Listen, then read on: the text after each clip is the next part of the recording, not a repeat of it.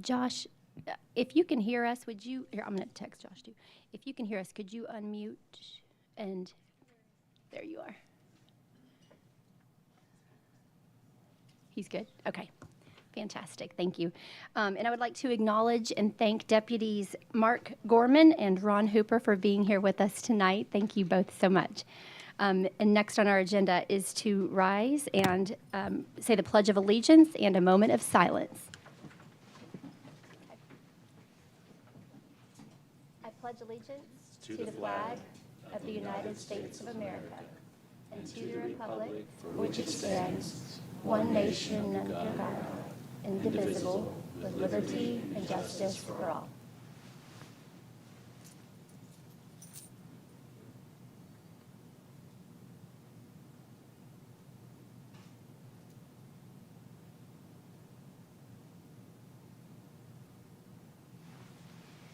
You can be seated.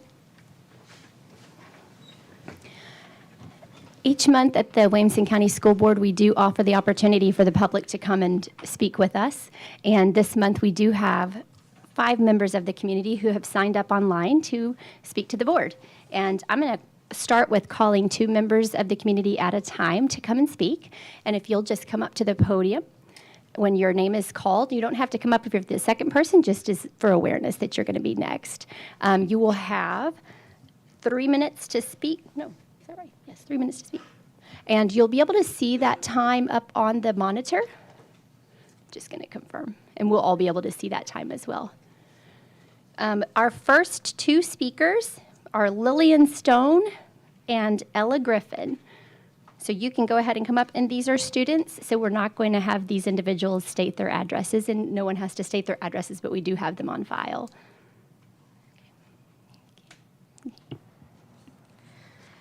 Hello, Superintendent Golden and school board members. Thank you for allowing me to speak tonight. My name is Lily Stone, and I'm a junior at Ravenwood High School. I'm here tonight to bring attention to the growing prevalence of anti-Semitism in Williamson County schools. I have personally experienced anti-Semitism multiple times during school hours, and it has gotten progressively worse. I had the opportunity to meet with Assistant Superintendent Webb last week and explain my encounters in depth. Anti-Semitism is a global issue, with the FBI hate crime statistics showing that 55% of all religious crimes target Jews, and yet Jews are only 2% of the U.S. population. I would like to see a zero-tolerance policy enforced for this type of hate speech. In addition to a zero-tolerance policy, I have 2 suggestions that I believe will make Jewish students feel safer and more accepted. 1. I believe Williamson County schools should know on internal calendars the dates of Jewish holy days and avoid scheduling exams, tryouts, or other things outside of the day-to-day norms on those dates. There have been multiple times when I had to choose between my faith and education. Are my absences excused? Yes. Is this enough? No. I have to sacrifice my religious beliefs and attend school instead of services because of tests and assignments. I have a twin sister who was the Female Scholar Athlete of the Year in 8th grade, but during those years had to run a county-wide cross-country championship meet on Yom Kippur and missed a day of soccer tryouts because of Rosh Hashanah, which was not received well. Imagine for a moment having to sacrifice your faith on Christmas or Easter in order to avoid being penalized in other aspects of your lives. 2. I feel the school board and Williamson County schools should collaborate in making a stance against anti-Semitism. I believe that when you know better, you do better, and I would like to offer myself, my family, and my rabbi as sources of information, as well as information available online. To quote the Associated Jewish Federation, hatred of Jews is not solely a Jewish issue. Making hatred of Jews socially unacceptable requires Jewish allies to be invested in creating a more compassionate and caring community. I have ideas such as websites for information, a hotline for reporting issues, and other ideas that I would love to discuss at another time. I was inspired to speak tonight after personal recent anti-Semitic encounters and hearing a sermon delivered by a new rabbi at the temple, where he stated, "Being different requires a certain strength, a certain courage. Nothing heroic but real. It would have been easier not to be different. We are different in a world not built for us. To continue to be free to be us will take the strength and the courage to say, I am Jewish, and this is not right." While I don't have much time left in high school, I intend to leave Williamson County schools a better place than where I started. Please join me in finding ways to make our schools a part of the solution in the fight against anti-Semitism. I left with you a binder of information, including the most important holidays for the next 7 years. Thank you for your time. Thank you, Ms. Stone. We have Ella Griffin next, and then Eli Givens.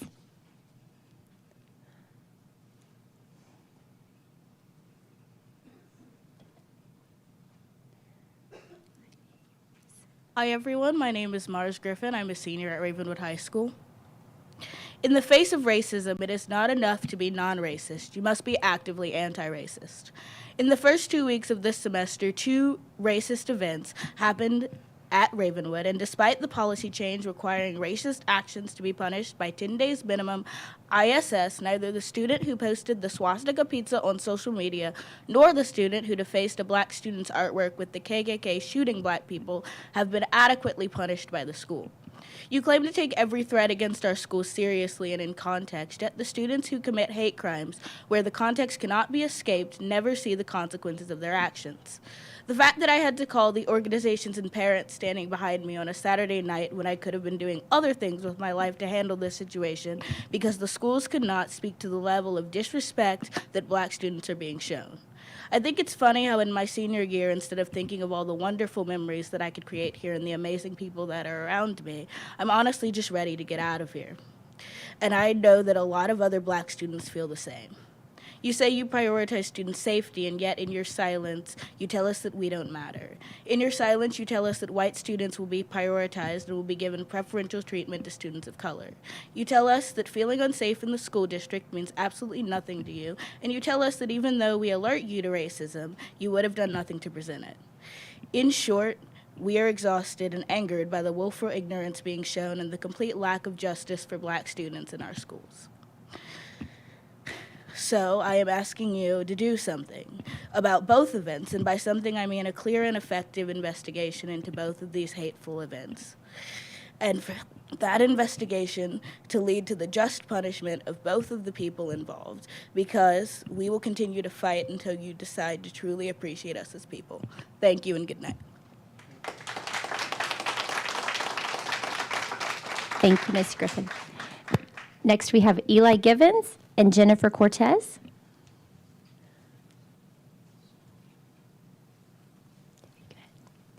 Hello, everyone. My name is Eli, and I'm a non-binary senior at Summit High School.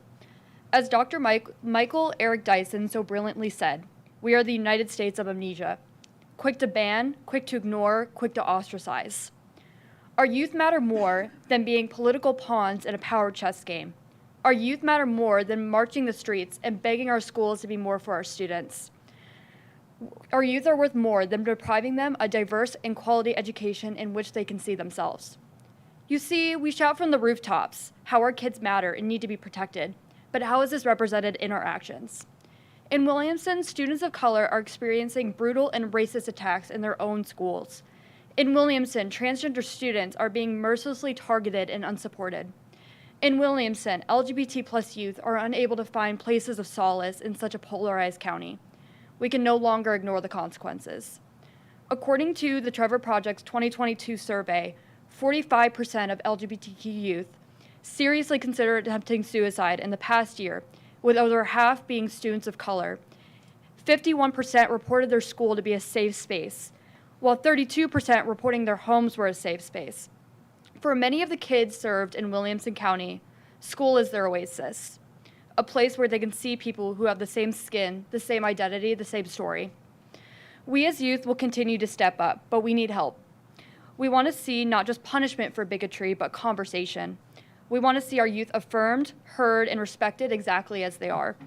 We want to see our lawmakers, admin, and staff unafraid to do what is right. Our youth matters more. No one person has the answer, but I hope this brings about a larger conversation. Thank you. Thank you.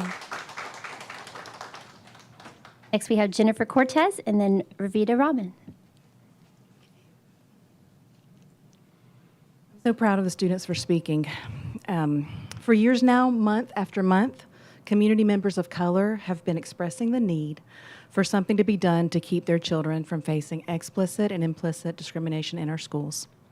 Williamson County isn't alone in this. This happens everywhere, but it certainly happens here. Our counselors and administrators need to be equipped on how to handle and talk about race, and they need the full support of this board. They need clear, widespread support in that. It needs to be included in the new strategic plan in bright, bold letters as clear as day. Every single one of you who has been through an election knows full well there's a power dynamic at play here. There are power players. There are those on the inside and those on the outside. And that power dynamic, up until this day, encourages people to stay silent when it comes to race. It keeps the burden squarely on the shoulders of the students, families, and staff of color. There are many of you who are making good faith efforts to change that, many counselors, many teachers, many students, and we're thankful for that. At One Wilco, we want to every student and family who ever faces the slightest discrimination to feel free to speak up and know that they will be fully supported. This is how we can thrive as a diverse community. I once heard it said that unity is diversity protected and maintained by love. That can still be us, but only if we're willing to stand against hate. I call on each of you to listen to your neighbors of color. Listen to those who live different experiences from you. When they tell you they need your support, stop trying to silence them and dismiss them. Listen to them and believe them. Thank you. Thank you. And our last speaker of the evening is Ravita Raman.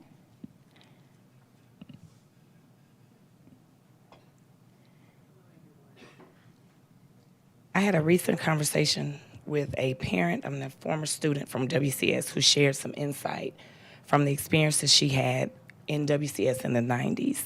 She shared some racist experiences she personally experienced here. We are still seeing remnants of this culture in WCS today, almost 30 years later. We were notified of 3 incidents last week, and that's just the ones that we know about.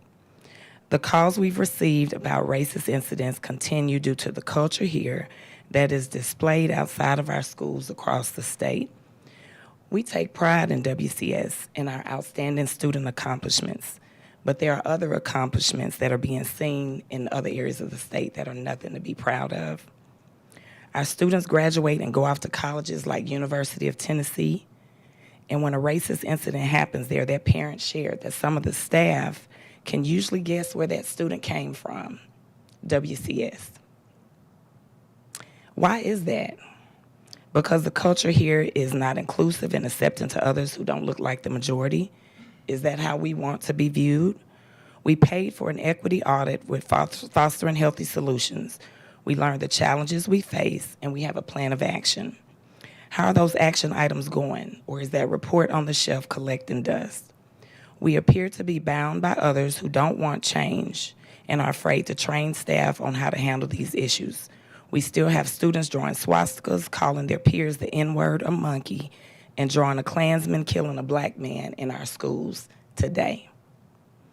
I applaud WCS for the equity audit, but are we doing enough to make WCS safer for students of color?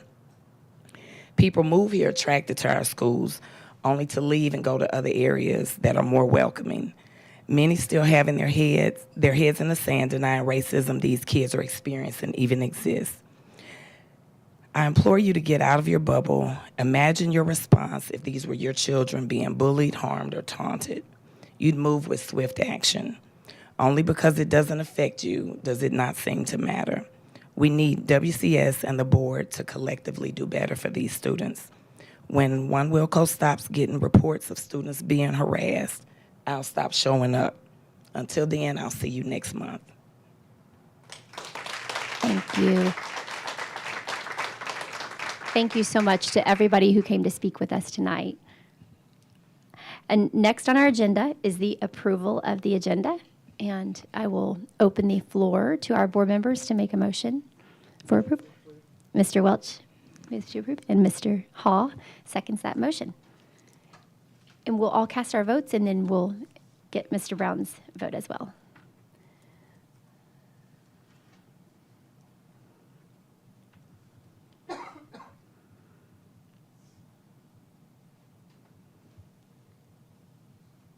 Mr. Brown?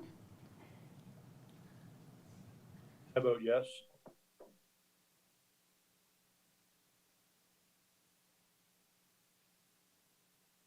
Your vote is 12 yes, 0 no.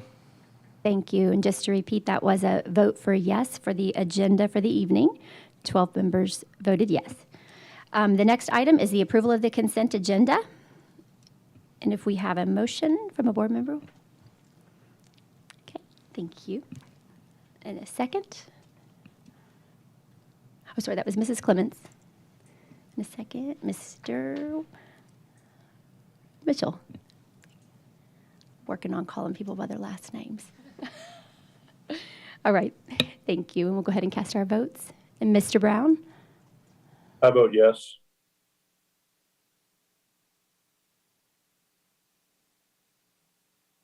Your vote is 12 yes, 0 no. Thank you. And to repeat, that was the approval of the consent agenda. And with that approval, we approve the November 28, 2022 school board meeting minutes, the recommendation for field trip fee requests, the annual review of the board policies, the City of Brentwood's request for sanitary sewer utility easement at Scales Elementary School, and the resignation of math textbook committee member and approval of the replacement of that committee member. Next on the agenda, we do have communications to the board. And Mr. Golden, start with the superintendent's report. Thank you, Madam Chair, and I want to thank everyone who's here tonight. I especially want to thank the students and parents who spoke to us at our public comment time. It is important for us to continue to talk about issues related to race, religion, and how we create a sense of true safety in our schools. And I thank you all for that.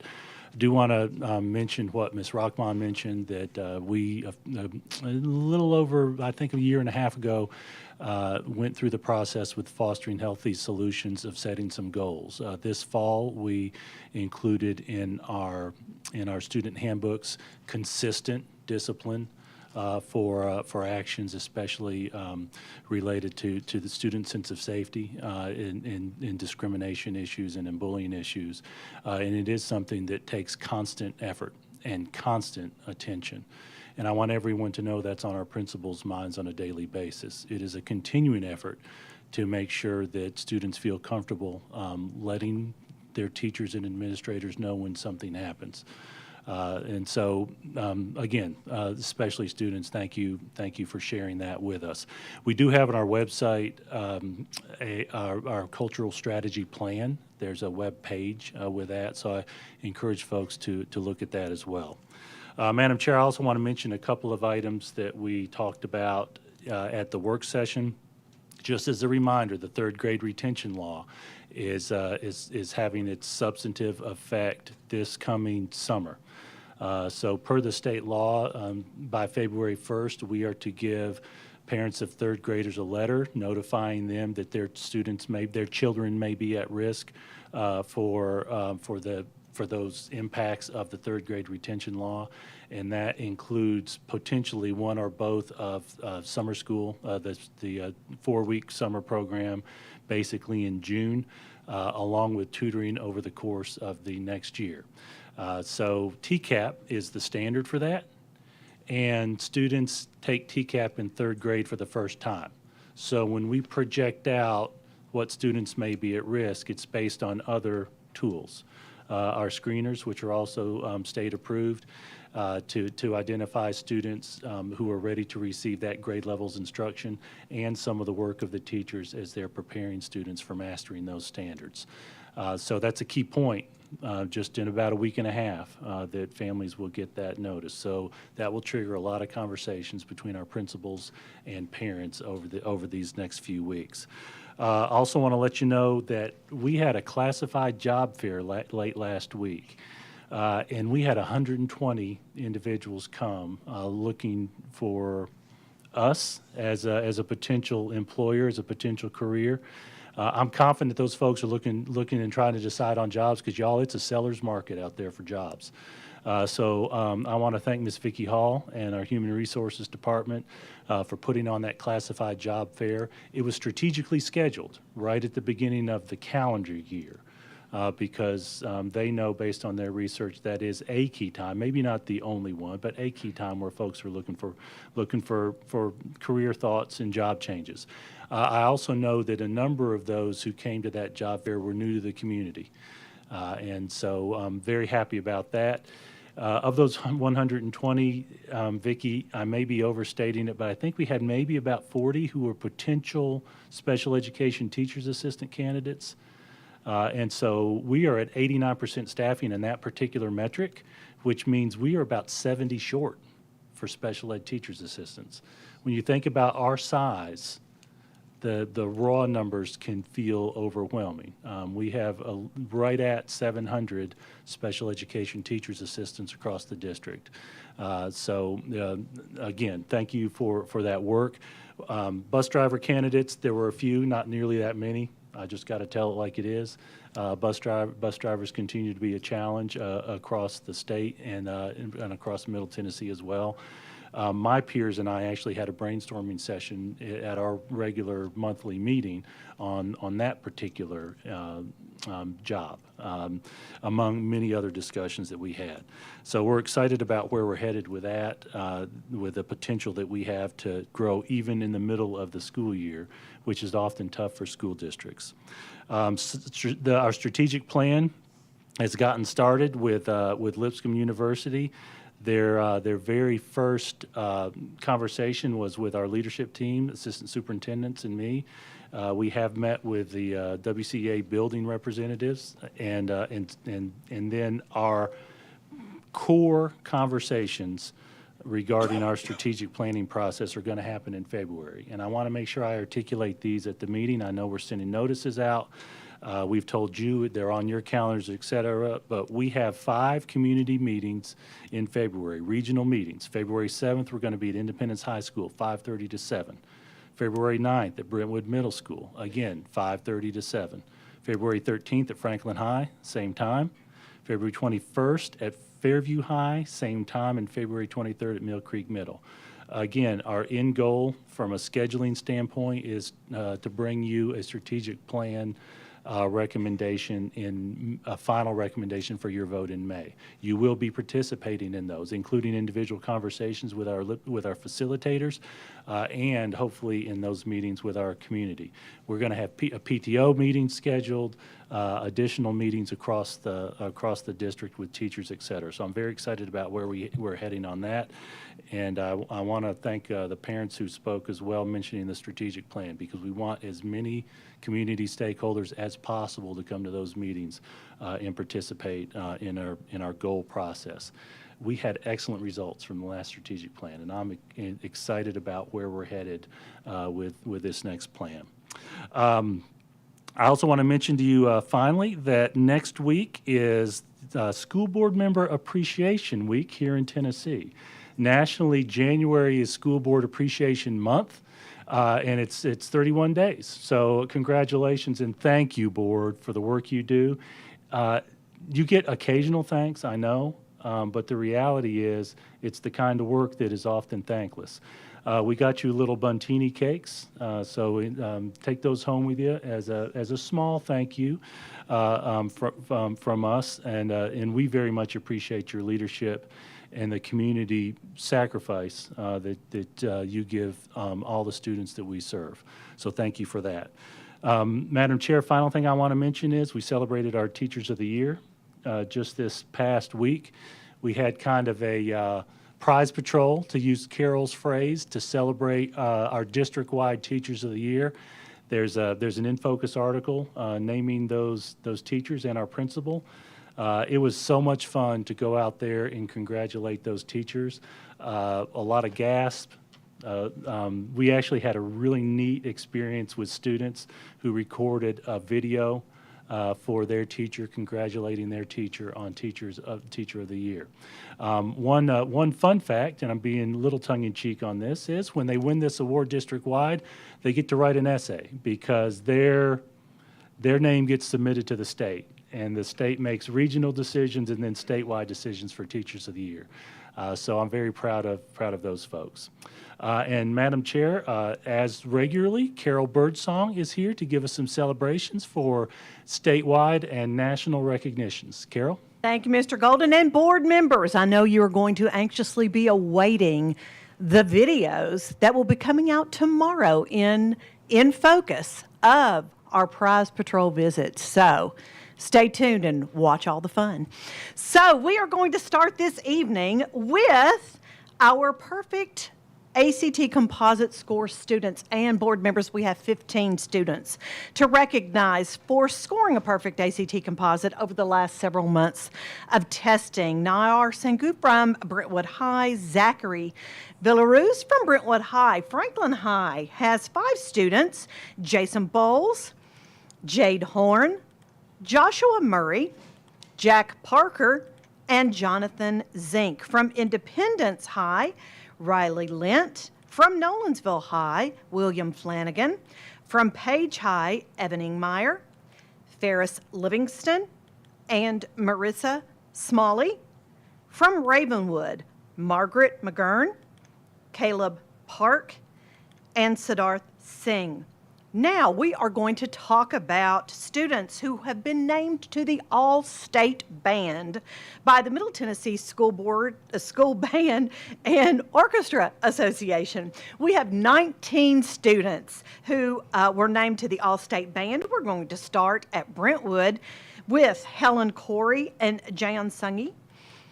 Also from Franklin High School, we have Harley Gaylors, Cademan Gotel, Judy Shue, Jessica Wong, and Renez Jamal. Also from Franklin High School, Jason Johnson, Finn Saylor, Sam Swan, Lucas Varden, and November Varden.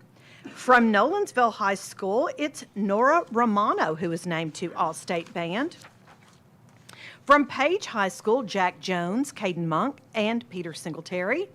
From Ravenwood High School, Emily Barnes, Joseph McCoy, and Isabel Sinkbacher, sorry about that, Isabel. And then we're going to move to All-State Orchestra. We have 23 students from high schools across our county who were named to the Middle Tennessee School Band and Orchestra Association All-State Orchestra. From Brentwood, Ivy Allen, Andy Gann, Noah Kim, Joanna Lee, Gunn Park. Also from Brentwood High School, Elizabeth Park, Gordon Shang, Amy Shue, and Brian Shue. From Centennial, Noah Murray. From Franklin, Dylan Cook and Chloe Robinson. From Independence, William Honkin Krause. From Nolensville, Jason Lim and Ethan O. From Ravenwood, Sydney Doak, Luca Hernandez Palmer, Phoebe Kelso, Megan Lowe. Also, Mitchell Lowe, Jason Wong, Sophia Wong, and Braden Jong.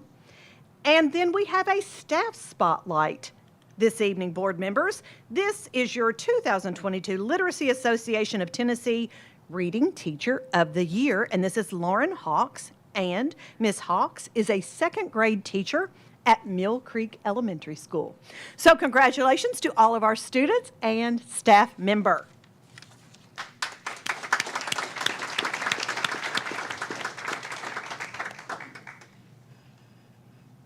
And that's my report. Thank you, Mr. Golden, and thank you, Ms. Birdsong. Next on the agenda, we have the board chair report. Just wanted to acknowledge the board for getting together last week for the board retreat. We did have a nice retreat and actually have a follow-up mini retreat that we're going to conduct in a couple months. So thank you again, board members, for that, and for Mr. Golden and Lydia for helping to coordinate and participate as well. And next on the agenda, we do have new business. First thing is the 2022 and 23 school board budget, approval of the general purpose school fund amendment. Mr. Golden. Thank you, Madam Chair. This first item is a CT middle school grant approval, and we recommend your approval. Thank you, Mr. Wimberly and Ms. Cleveland. Thank you for the second. Any discussion, board members? Okay, we'll cast our votes, and Mr. Brown, we'll catch your vote on the phone. I vote yes.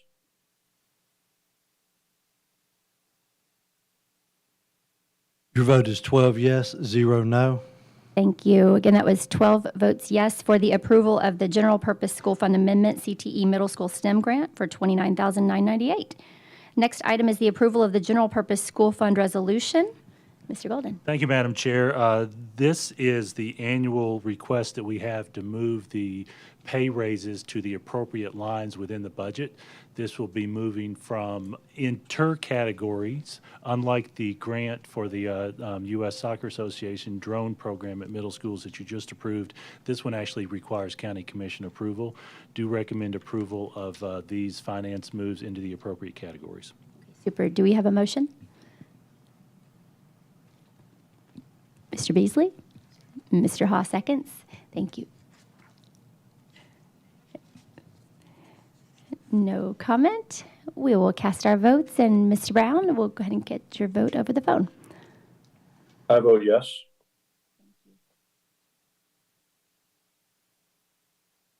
Your vote is 12 yes, 0 no. Thank you. With that vote, 12 yeses, we approved the general purpose school fund resolution, intercategory transfer salary of $9.2 million. Next on the agenda is board policies for first reading. First one is field trips. Mr. Golden. Thank you, Madam Chair. This is a recommendation that many of you as board members had discussed that in now with approval of this at first reading, when it passes second reading, would include that juniors may visit post-secondary institutions for visits per the policy. So we do recommend approval of that at first reading. Super. Do we have a motion? Ms. Clements and Mr. Mitchell, thank you. Any discussion?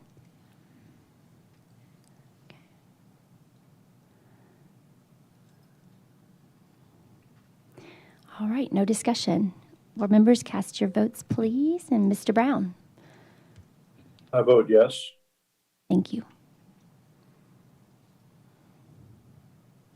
Your vote is 12 yes, 0 no.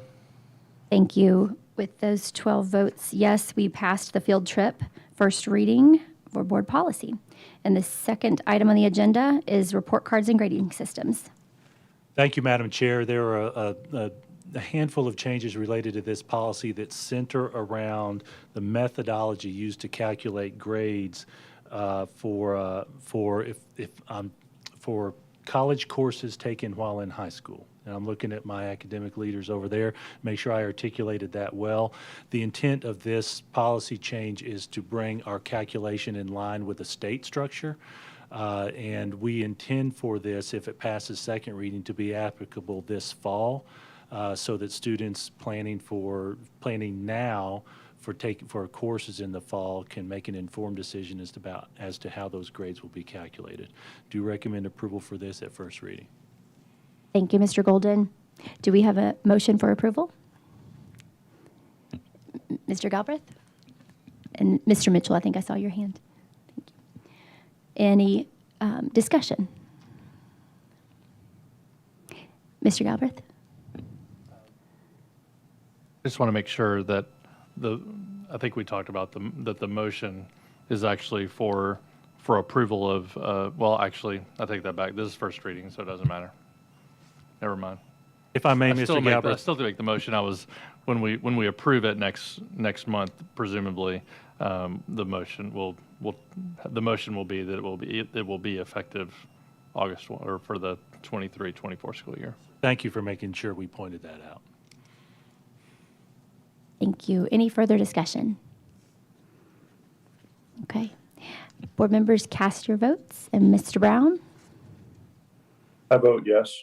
Thank you.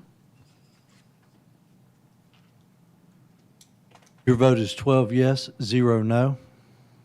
Thank you, school board members. With those 12 votes, you approved the report cards and grading systems the first reading. So we'll do our second reading next month. The next item on the agenda is vacations and holidays. Thank you, Madam Chair. This first reading is a recommended change to include 5 additional paid holidays for our 10-month and 11-month classified full-time employees. You all actually approved that for this past winter break, where those individuals will actually now, if this passes, regularly get the same number of paid holidays as our teachers, 10 built into the calendar, whereas up to this point they've had 5. As I mentioned at the work session, we received a lot of positive feedback from our staff members for this time. As I mentioned before, you voted for this a few months ago to make that change. Many of those staff members' paycheck, which would actually be this past January 15th, has historically been tiny, because they're not working during that 2-week break. So thank you for your consideration of this. Do recommend approval. Thank you. And do we have a motion for approval? Mr. Wimberly? And a second, Mr. Hobb? Any comments?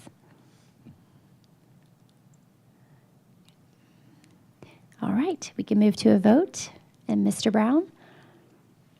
I vote yes.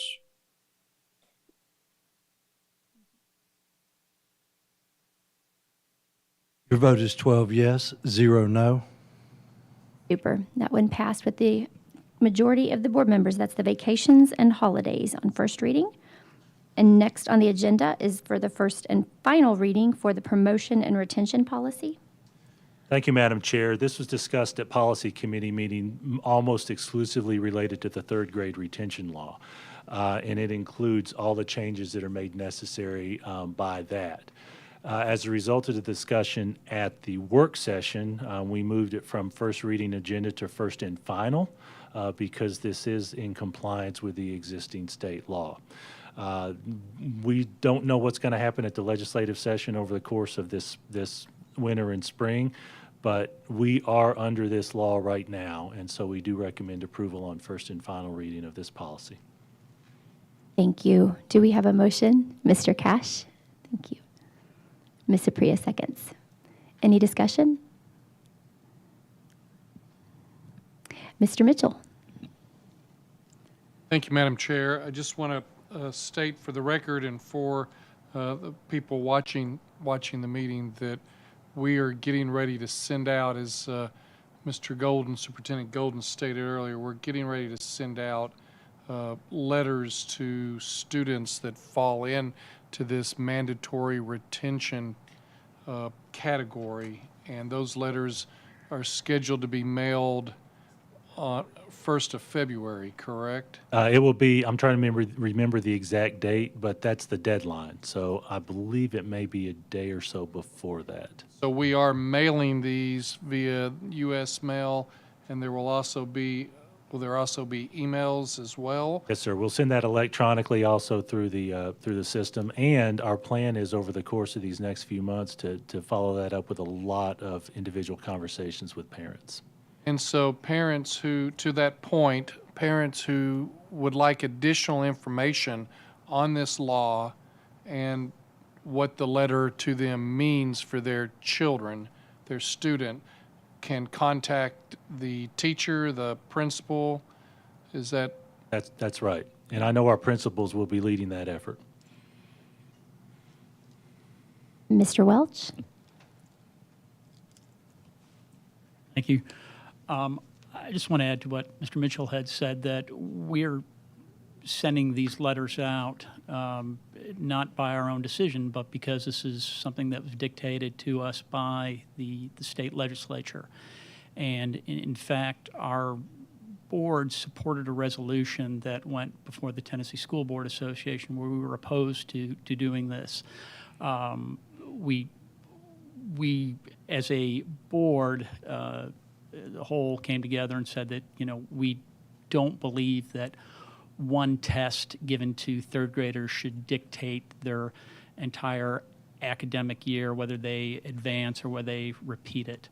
So when some of our parents get these letters and are understandably upset and want some things to change, I would encourage them to communicate to their state representatives about those feelings. Thank you, Mr. Welch. Mr. Galbraith?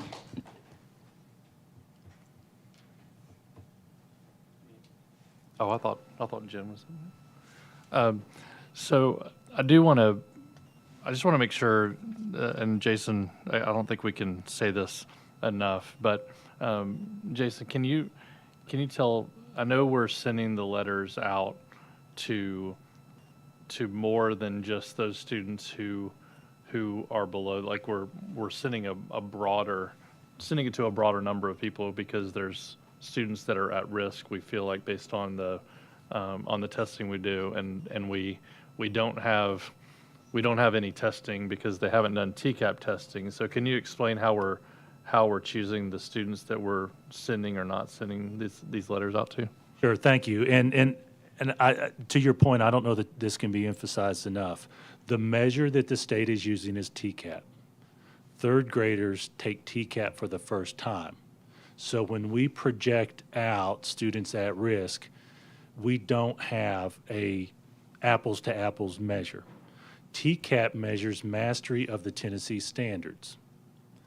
We do teach, of course, the Tennessee standards at all grade levels and work our way up. So teachers do have some assessments where they're able to evaluate as students progress through the course of their years, through the course of their young careers, the extent to which students are mastering the standards as we test. So number one, that puts a premium on our assessments being aligned to the state standards. And that's something our teachers continue to work on. Number two, however, the state also includes screeners. And for those parents of elementary students, that's Ames Webb. They might recognize that term. That's the state-approved screener that we use. That measures something different. That measures a student's readiness to receive grade-level instruction. So there is some relationship, but it's not a pure mastery of Tennessee standards relationship. Generally speaking, we place those students in support tiers based on the results of those screeners. When you hear RTI, we live by acronyms, response to intervention.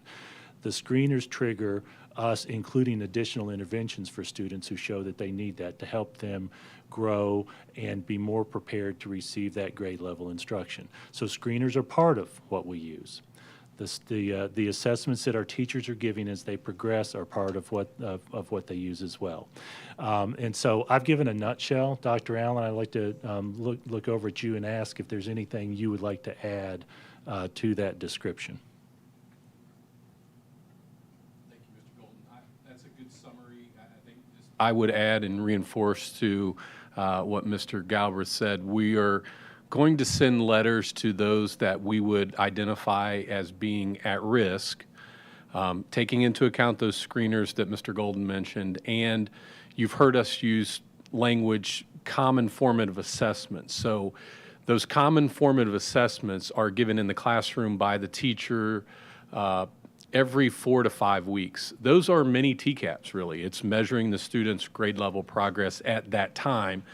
And why that's important to us and why it's important that teachers collaborate about that data is they're doing it very early in the year. So we've been intervening with these kids since really the first day of school. So we're going to send letters to every student that we feel possibly could be at risk of not passing that third grade TCAP. However, it's possible that students have been doing very well and a student just does not do well the day of the test, to the point that Mr. Welch made about a single test being an identifier.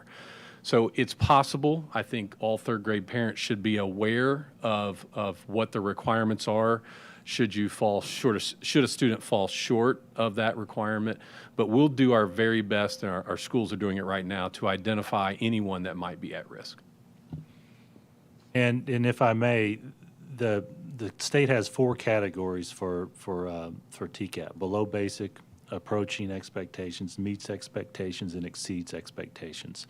A requirement would be on students who either land on that third grade test on ELA, English Language Arts, at below basic or approaching. If they land in the below basic category, that means they must do the summer program plus tutoring the next year. If they land in the approaching category, they must do either those. Now, I'm paraphrasing, but that's the core of where they are. The window of time between us receiving the test and the moment that summer school must start is not exactly known to us. We can estimate it, but it's fairly short. We can just imagine all kinds of possibilities. Let's say the child's parents are divorced and a parent lives out of state, and their parenting plan indicates that the out of state parent will have that child for the summer. Well, if they hit this and they happen to be below basic, if they don't go to that summer program, we have an obligation to retain them that year. That's just one example. Dr. Allen mentioned another example. If they just do poorly that one day, somebody's sick, there's all kinds of possibilities. We do know that there's a lot of mitigation efforts that the State Department of Education is working through. For example, there is a process to retake the test electronically, but we're concerned about that window of time again. So there are a handful of unknowns to it. But this February 1st is going to be a watershed time for parents to be aware, and we have concluded we need to make sure that if you might be at risk, you need that notice. Thank you, Mr. Golden. And just as a follow-up or a summary, I want to make sure that everybody understood that that getting this letter is just make sure that it's on the radar. But second, just want to make sure that everybody understands that the test itself does not say that you're not going to pass the third grade. It just sets in motion a series of events that you either have to, based on your level, whether you're below or significant below basic or approaching. Below basic or approaching, on whether or not you have to do the summer school or tutoring or both. And so I just want to make sure when you're going to I know how much response we got to the first time we sent out the chronic absentee letters, which were, for all intents and purposes, meaningless as far as impact on the students. It's more upon the school. This has direct impact on the students, but I just anticipate lots of questions. Thanks. Thank you. Ms. Clements? Thank you, Madam Chair. Okay. I just wanted to clarify that students who had some learning differences in reading, who have 504 and IEP, and I think we talked about this, but they are not, can you talk to that? Thank you for that. One exception to this law is if there's an established disability in reading, a reading-related disability, the students are not subject to this. That is correct. Thank you. And I just want to double check, Ms. Osbrooks, did I articulate that well, or do you want to include a couple other words? So if a student with the disability has a reading disability, then that student may be identified and they may receive a letter from the district. Then the student would work with either the family would work with either the 504 team or the IEP team. The loss is in consultation with them. They may not be subject to the retention law, but I do want to be clear that that would be decided after they may receive some kind of documentation. Thank you. Mr. Wimberly? Thank you, Madam Chair. To say the least, this is confusing. So, Mr. Golden, let me ask you this. What is the best advice that you can give to parents if they receive one of these letters? What should they do? Talk with your principal, talk with your teachers, be engaged, and have those regular ongoing conversations with our educational professionals about the progress of your child. I'm going to add one other piece. Many of our schools also have tutoring programs now. Ask that question. What can we do now to prepare for this? Mr. Cash? Thank you, Madam Chair. Thank you, Madam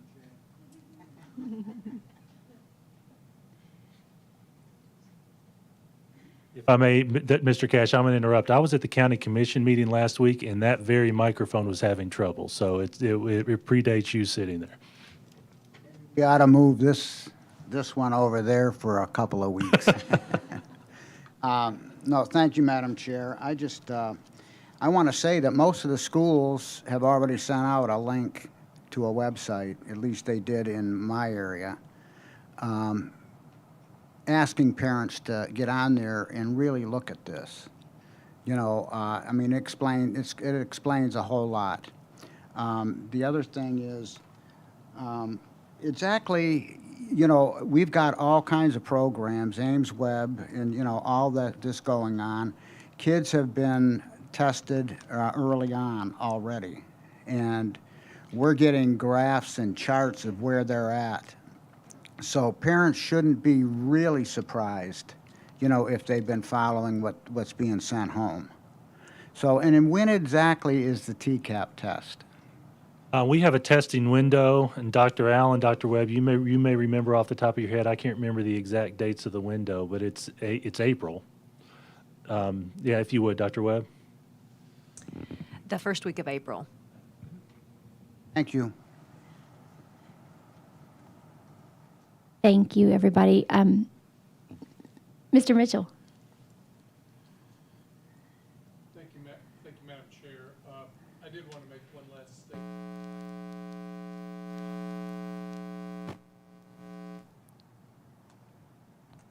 So, on now? It's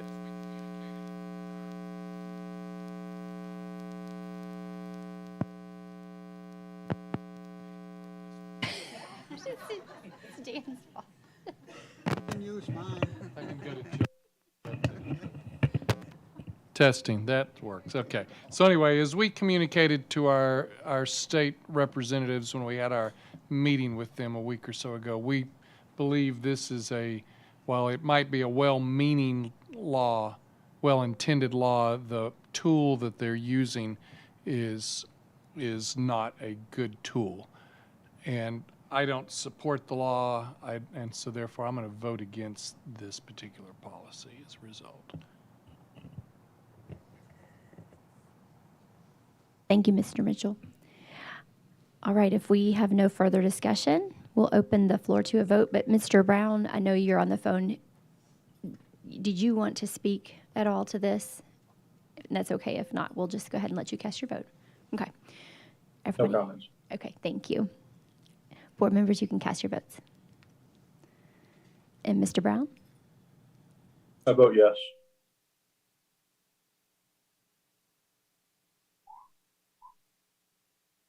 Your vote is 10 yes, 2 no.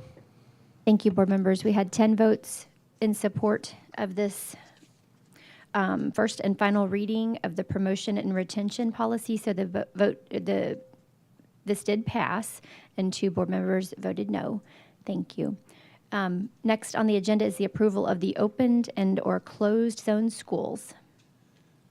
Thank you, Madam Chair. We are in the second year of a new state law that sets up a structure for school systems to notify families of available seats at their particular schools so that students can attend open zone. For many years, we have done that, and you have done that as a board, but when this new law passed last year, it expanded what we had been doing. We traditionally had done it to allow for students in overcrowded schools to move to move to nearby schools that might have had some room, but again, that's been expanded. We have before you a list of our schools with the number of open seats we recommend.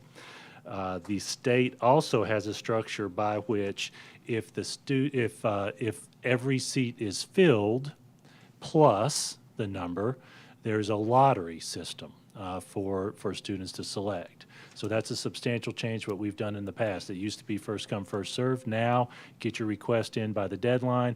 If there are more students there than the available seats, then we will structure a lottery for those students. So we went through a multi-meeting process to evaluate the capacities at our school buildings, included projections, and all that data that we obtained from land developers, from city and county building decision makers and those review processes. Did some numbers on our students matriculating up, including our growth projections, and we have these numbers and recommendations for you for each of the schools that may have room for students. So I am recommending approval of this recommendation related to open zone schools. Thank you, Mr. Golden. Do we have a motion? Ms. Apriya, do we have a second? Mr. Ha, do we have any comments from the board or discussion? Mr. Brown? Thank you, Madam Chair. I do have an amendment to offer to this proposal, but I'm happy to wait until other comments are made if you'd like. You can go ahead and make your motion, Mr. Brown.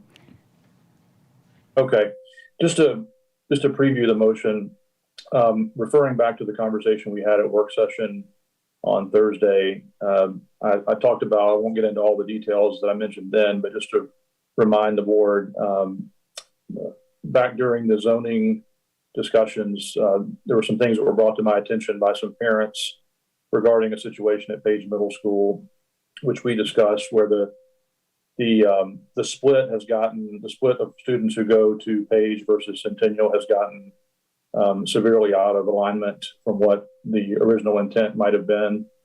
As we talked about, that number is somewhere around 12% of the students going to Centennial, being zoned to Centennial, 88% or so being zoned to Page. And we talked about I believe the need to try to remedy that, given that that was never the intent of any of our zoning proposals in the past, and that unintended consequences of that have been that students are left in that situation. And this really only applies to one subdivision, as we talked about. So I think I really want to thank Jason and the staff for working with me and helping me think through this over the past few months, listening to parents on this. There's been a lot of good back and forth, a lot of good discussion about how to get to a solution on this. And so I want to bring a motion that I think addresses this concern. And I think it would also apply currently to one other middle school in the district, that being Heritage. But the motion, and by the way, I have emailed this language to you, Madam Chair, and Dana, and to Lydia. I'll read it and then happy to have any discussion. The motion would read as follows: rising ninth graders attending any Williamson County middle school that has less than 15% of its students zoned to a different high school than other students may choose to attend the out-of-zone high school in the feeder pattern prior to any open zone requests for that high school are granted, and provided the high school has capacity and is eligible for open zoning. Thank you, Mr. Brown. And at this point in time, we'll open the floor. We need a second. Okay, Ms. Cleveland seconds this, and now we can open the floor to discussion. And Mr. Mitchell? Thank you, Madam Chair. Is this microphone working? Say something else. Very well. Yes. So what was the ratio on this motion? Less than 15 when we had a middle school that was 85-15 split or greater. Is that correct? A middle school that has less than 15% of its students zoned to a different high school. Okay. So, and if that was, so how would that apply if, and I don't know if we have any middle schools doing this, but potentially are split across 3 high schools or 3 zones? Because I think the intent of this is where it's a dual split, but if we ended up with a situation with a 3-way split, how would we apply it to that? This may be a double check question for Mr. Cook or Ms. Osbrooks, but as I understand that motion, if it happened to be 3, it would still be based on whether one or more of the particular schools had less than 15% of their students. So it could apply to 2 of those 3 if the percentage was going to either one of those schools. Have I interpreted that correctly? Mr. Wimberly? Thank you, Madam Chair. Mr. Golden, what is staff's recommendation and why? Based on our study and discussion, I do intend to recommend approval pending any other discussion. Certainly want to hear from what the board, hear from the board related to that. Ultimately, my thinking is within this policy, we have set a window, a cap of how many seats are available. So in this example, page happens to be 100, page high happens to be 100 in this recommendation. Independence and Summit have a similar issue, but there's 0 at Independence because Independence is already at 96%. We would not go over that recommended cap. It would simply give a priority to particular students who are nearby. And so because of that, I've concluded that it can work and that it does not alter the intent of the policy and the law. Do we have any, Mr. Mitchell? Thank you, Madam Chair. One more question. So this, in theory, would have applied to Heritage Middle as it is split over 85% to Independence and less than 15% to Summit, but there's not any space at Independence for those students, correct? That is correct. And I'm going to do another double check with the attorneys based on the wording of the motion, make sure I've stated that correctly too. Yes, that's correct. That's correct. So to that point, that would apply this year. My advice would be that the board policy committee discuss this long-term as well. Right, that was my second question. So this is a vote for just this year. Have I described that? Now I'm going to do another double check with the attorneys on the language of this motion.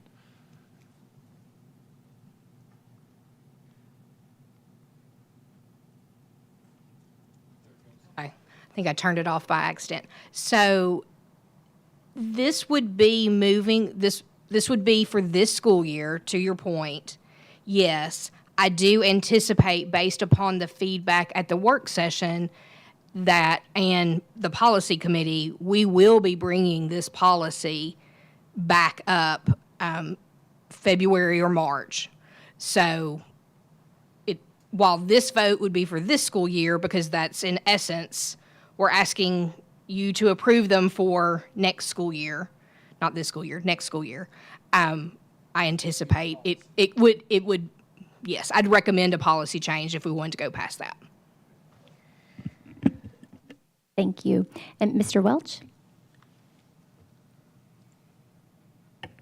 Thank you.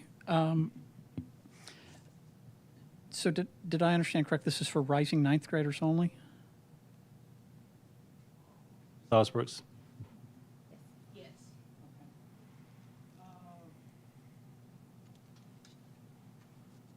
What are your thoughts on having us also apply to our sister district, who, while not our students currently, would be rising ninth graders that would be coming into our system? Mr. Welch, I think it would be appropriate for them to. If this passes, it should apply to Franklin Special as well. And if I may put a little bit of detail into that, Franklin Special School District has 2 middle schools. We don't currently have the data for that, what percentage of each middle school students are zoned. However, we do have our data. Right now, district-wide, 20% of Franklin Special School District students attend Franklin, and 80% attend Centennial. So it is very possible that one or the other of those schools, those middle schools, could be in this situation and have that ability to be a priority for Centennial. Or it may be a moot point if it's. And I think this one was answered. This is being done on the open zone and not policy. But the grandfathering policy for out-of-zone attendance, would that still apply? So anyone taking advantage of this, future siblings would also have that door open to follow? Yes, sir, as the policy stands right now. The policy committee discussed this particular policy, Board Policy 1.703, at their meeting last week. And we are in the process of evaluating the long-term impact of this law. And it is possible that we may come with some change recommendations as a result of that discussion. Again, just to make sure that the impact of this law is appropriate. Thank you. Thank you. Mr. Cash?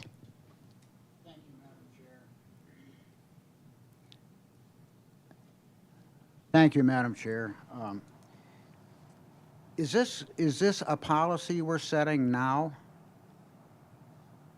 As I understand it, no, this would be a one-time vote. However, this is, my opinion is this is something, if this passes, this is something that should be discussed in policy to determine if it's appropriate to make it long-term. This is for 1 year, and it's the 15% of the children due to the way the zoning goes. It's not any fault of theirs or anyone else's. It's just the way, it falls. So this would be for 1 year only. And Mr. Welch was asking a question, and I didn't hear the answer, but if these children are given preference, their siblings do follow, correct?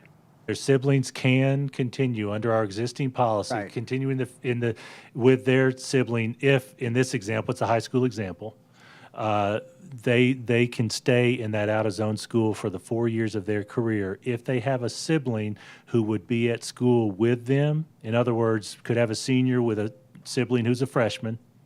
That younger student would be able to go to the school where their older sibling is zoned. Yes, sir. So this is going to include 3 schools? Is that what we're talking about? The 3 split feeders? Well, for this year, as I understand the motion, it would include Page Middle to Page High, and could include one of the Franklin Special School Districts based on their percentages, because we don't actually have their current 8th grade data. The other item, and again, I'm doing a double check, based on the language of the policy, Independence does not have any recommended seats. So it would not include the heritage students who are currently zoned to Summit. FYI for y'all, right now, 11% of the heritage students are zoned to Centennial. I'm sorry, I'm confused. I'm confusing everybody's. Thank you. Zoned to Summit, and 89% are zoned to Independence. Again, because of changes in communities, et cetera, over time. If I may make a final comment, one of the items that we discussed as a leadership team is this puts a premium on being a little bit more proactive in our zoning. When we see changes, not wait until there's necessarily a capacity issue at a school, but consider this additional issue. So that's something for you all to be considering long-term as well. Well, Mr. Golden, we've done some things differently with this whole zoning process, and I believed it worked so far. But again, we've got to get into the high school zoning. I believe, as Mr. Welch brought up before, it needs to start there and go down from there. But I think we've done a real good job. I think people were very satisfied, and I think for 1 year, I think this will help out. But in the process of going over this further than 1 year, I think we need to really start delving into what we're doing with the high schools completely. Thank you. Okay, thank you. Mr. Ha? Thank you, Madam Chair.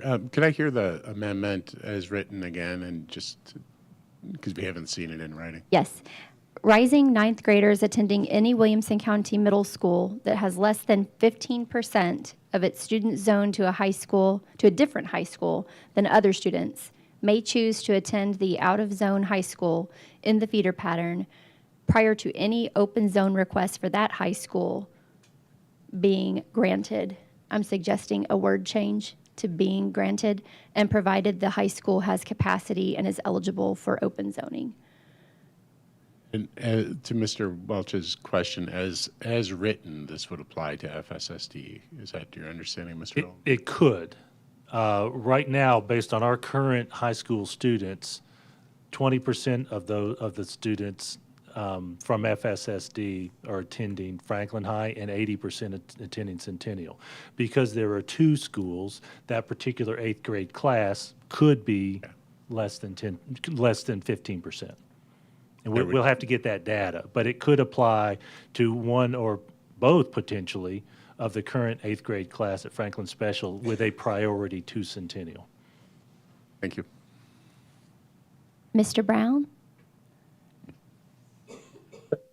Thank you, Madam Chair. And I agree with your wording change, by the way. I noticed that as well. So I agree with that word being replacing are before granted.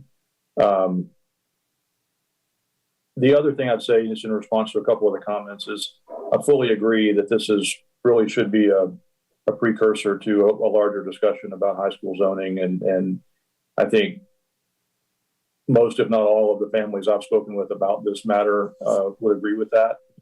They realize that this is something that's developed over time, and again, not intentional and not something that anyone planned for, but just a result of the way things develop over time with subdivisions aging out, things that happen. But it does force us to think about the larger question of high school zoning.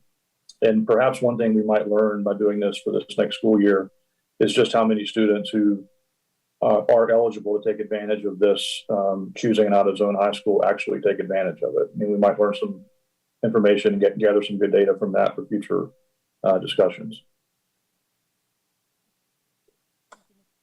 Thank you, Mr. Brown. And we have Mr. Welch. Yes, I'm sorry. Just as the thinking is through, had something else come up. First time I've heard it. The language as written, I think the intent of it is within those open seats that are available. Does the language say that, though, hearing you read it? So, for example, if the open zone school moving to we decide has 50 seats available, that would be the cap, the 50 seats, and it would not be 100 people could move over who fall into the category. That's my understanding of this language. It's still capped at the number that you all vote on for open zone seats. One more time, because I thought that was 2, and then when you read it, it brought up the question. Sure. So the rising ninth graders attending any Williamson County middle school that has less than 15% of its students zoned to a different high school than other students may choose to attend the out-of-zone high school in the feeder pattern prior to any open zone requests for that high school being granted, and provided that the high school has capacity and is eligible for open zoning. So it has to meet 3 criteria, essentially. I don't think it has that cap language in it, though. So my interpretation of the capacity would be that the open seats capacity that you all vote on.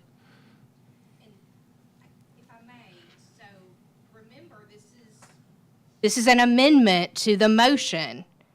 The motion on the floor is capped at every, so this would not be the language that you would hear at policy, but this is the language for the amendment for this year, because the motion is to approve. You with me? That makes sense. Thank you. Uh-huh. Mr. Galbraith. Thank you, Madam Chair. So just to clarify, I think it's unlikely because we're talking about this narrow situation, but if there's 100 seats, if we had 120 people request prioritized under this amendment, then those 120 would just be subject to the lottery, just like anybody else would. But it wouldn't be extended. But the lottery wouldn't be extended to anybody who didn't qualify under this amendment. Is that correct? That's my understanding as well. In this particular example, there's less than the available seats. So if, in this example, this year, we had more than 100 students asked to attend out of zone, every student who was in this situation would get it because there's fewer than 100. But to your point, long-term, that is something that we would need to discuss. Thank you. Mr. Brown? Yeah, thank you, Madam Chair. I just want to also point out that one of the things I didn't mention last week at the work session, but in looking at the information that was in the packet over the weekend, one of the things that stood out to me is that there are, I believe I have the number correct, that there are, I think it's 45, somewhere in the 40s, number of students currently who are zoned to Page High School who attend Centennial out of zone by their choice. And I guess that just maybe underscores that there's going to be a little bit of built-in offset here that we don't talk about. We were talking about the ones who are making the proactive decision potentially to go out of zone, but which might then theoretically cause a loss to, in this case, Centennial. But there's also a certain number of students who are zoned to Page who are choosing to go to Centennial out of zone that a little bit offsets some of this. So I just want to point that out. It probably happens at all of our high schools. But it's a factor in this too if we're thinking about the big picture. Thank you for that. So at the moment, this particular year, there are 96 students attending Centennial out of zone and 91 students attending Page High School out of zone. Mr. Cash?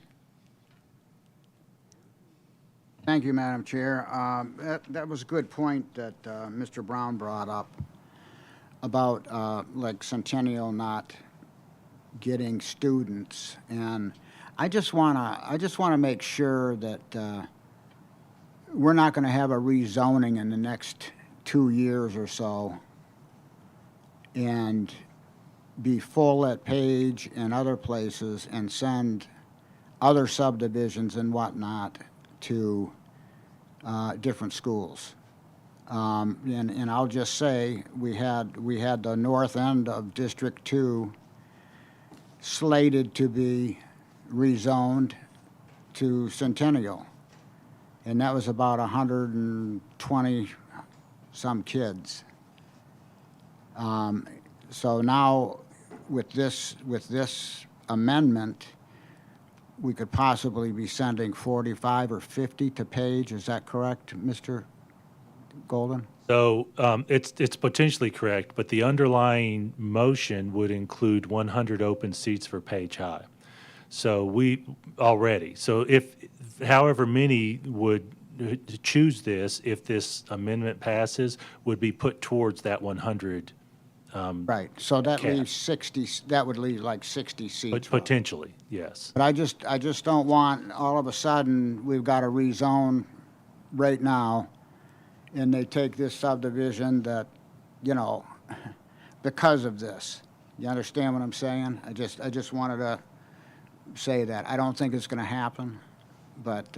Thank you for that. With this new law, and again, we're in our second year of it, the law, and Ms. Osbrooks, correct me if I'm wrong, the law gives school systems substantial discretion based on the current conditions in that school system on how many seats we open. We want to make sure we honor the law and yet be thoughtful about our projections. So these numbers, if you study them, you can see the architectural capacities as written and our number recommendation, and they're not the same because we have factored in potential growth, et cetera. As an aside, we know that even the architectural capacity, given all the programming we have, including the RTI that we mentioned, some of the interventions that have changed, that have been added on since we even built these schools, sometimes the architectural capacity is overcrowded. So you're 100% right about that, and that was a very serious concern that we had related to the decisions that we made.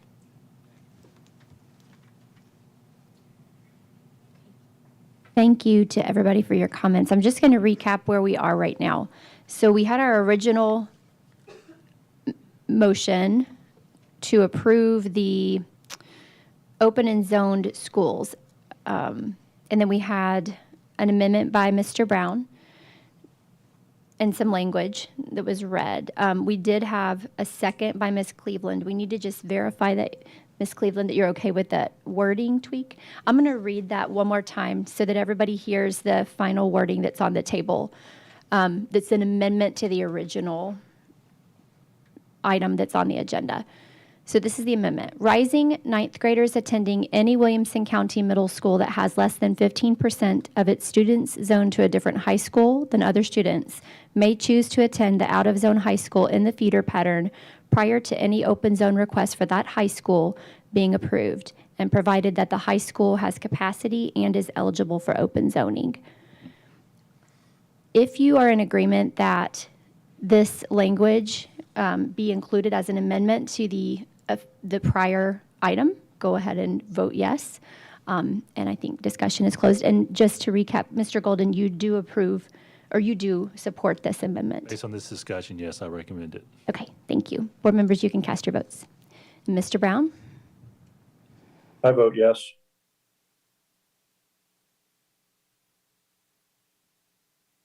Vote is 12 yes, 0 no. Thank you, board. And so we did pass that amendment, and now we're back on the original motion. Thank you, Ms. Apria and Mr. Hall, for your motion and your second. And Mr. Mitchell is going to have the floor. Thank you, Madam Chair. I would like to also make an amendment to this out-of-zone resolution. My amendment would read that 8th graders taking advanced classes at an out-of-zone high school shall be permitted to attend the same out-of-zone high school as a 9th grader. Want me to read that to you again? That would be great.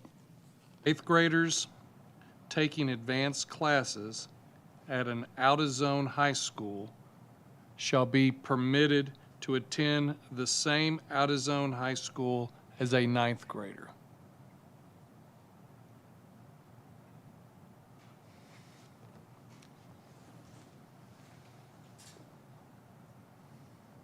Okay. Okay. So now we need a second for Mr. Mitchell's motion to amend.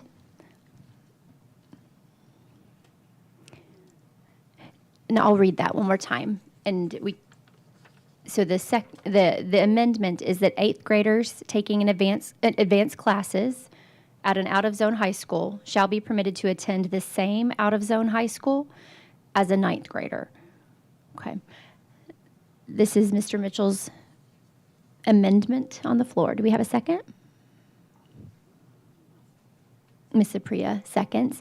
Okay, and we can open the floor to discussion. Ms. Apria? I'm not sure if I support it or not, but I think if we're going to add the amendment, it needs to include the similar language that states. Okay, there you go. What was the wording again? Sorry, that will be allowed. I think it would be given priority to apply for the school out of zone if there's space available, like that extra caveat.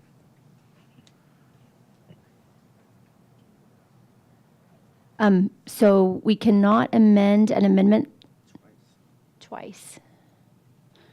So you've actually got to deal with the amendment that's on the floor right now. Once that's dealt with, then you can come back and amend his motion should it pass.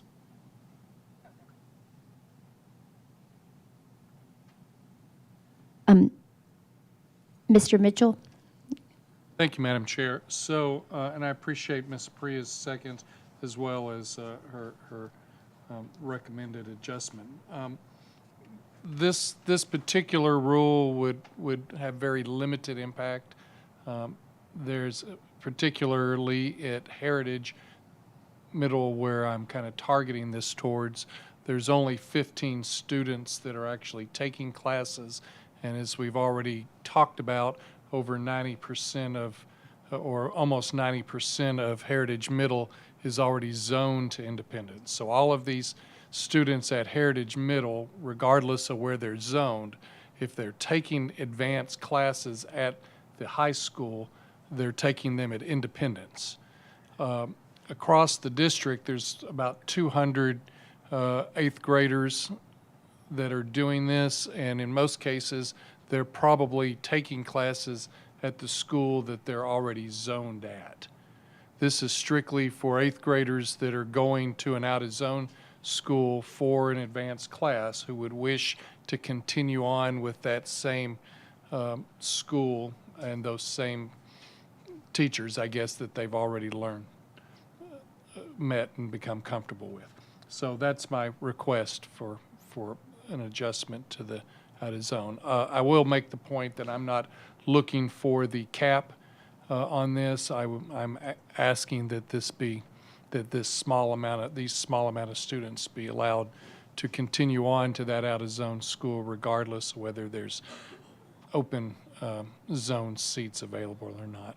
We do know that from the matrix that we've received that there is an anticipation of around 100 seats available at Independence, even with our even though they're not opening it up for out of zone. So it's not like it is not, Independence is not over enrolled. Thank you, Mr. Mitchell. Mr. Welch. Thank you. So I guess, Mr. Golden, first question is how many of these students would fall within that? I heard Mr. Mitchell just say that there's 200 of our 8th graders taking it. Do we have any idea of how many of those are taking it out of zone and what the greater implications of this is? To answer your question, I don't have those exact numbers. I suspect he's right. It's relatively small. Second, we have not evaluated all the implications of it.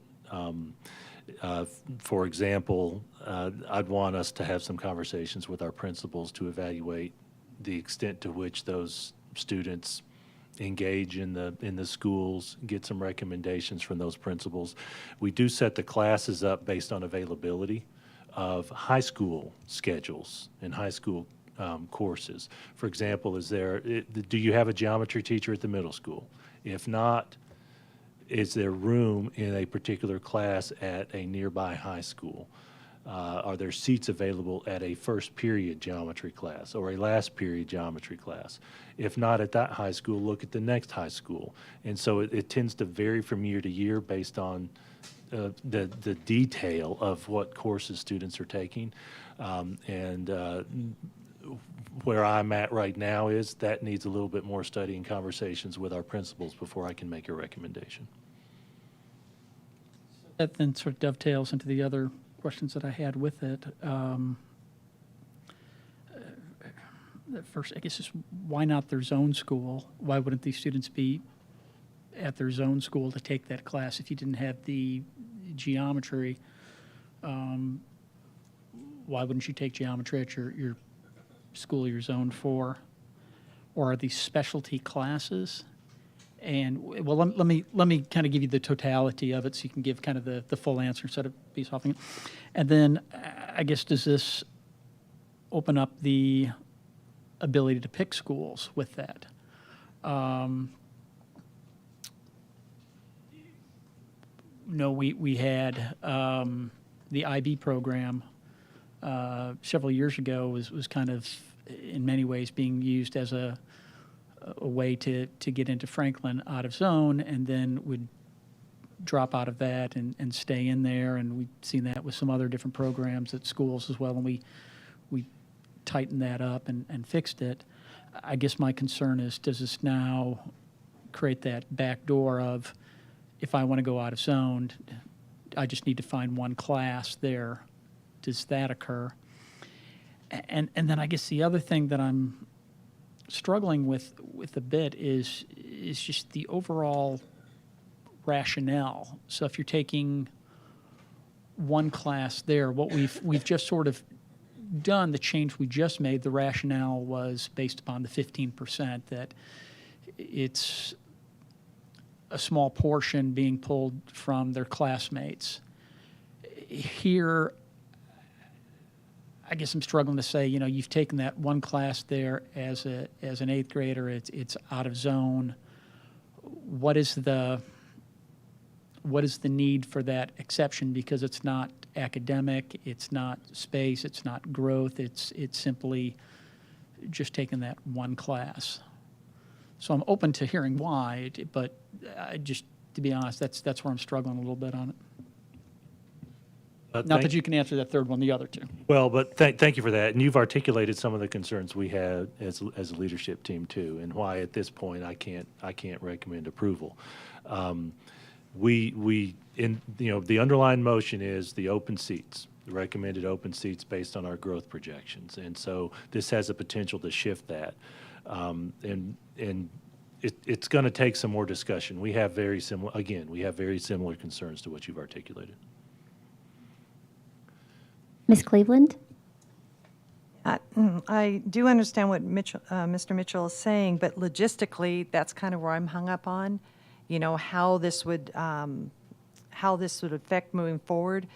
And then also, I'm trying to wrap my head, and I think Mr. Welch touched points with this. If a child is taking 6 classes already at their zone school, and they're taking 1 class somewhere else, I guess I have a hard time understanding why that child would want to totally uproot themselves from their zone school to go to where they've just had 1 class.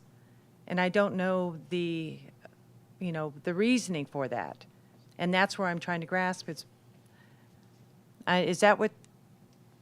That's basically the intent, is to, just because they have 1 class at a school, that they're wanting to go to that school that they just have that 1 class at. If I may answer that, and I don't want to speak fully for Mr. Mitchell, but I want to give one example that it was a part of a discussion that we had just in the last few days. A student has been to that school. They recognize to some extent the building layout. They have some familiarity with it. That's an element of what Mr. Mitchell, my understanding of what Mr. Mitchell is talking about. But there are conflicting issues too, and that's why I'm not there at this point. We need some more work. Mr. Mitchell, you can go ahead and respond to Ms. Cleveland. Thank you. I'll try to do that to Mrs. Cleveland and Mr. Welch. So the student is currently is an 8th grader at a middle school, and that's where, to your point, the 6 classes are at. They take 1 class with 15 other students, 15 other middle school students of their peers at Independence High School. So they're zoned for Summit High School the next year. They're not taking any classes at Summit at this point. So they're not leaving Summit to go to Independence. They're basically requesting to go to Independence as a 9th grader instead of Summit as a 9th grader. To Mr. Welch's, Sheila, did that articulate? So to Mr. Welch's question, the way the parents have communicated to me on this request is that their child has developed relationships with teachers and other students at Independence and would like to continue forward with those relationships with, in this case, it was a math class, I guess, honors geometry class that they're taking at the high school. And they would like to continue to they'd just like to continue their education at Independence, since that's where she has excelled at and is comfortable going. So that's the reason. That's the way it was explained to me. So I'm hence requesting this on behalf of those parents and constituents. Mr. Cash?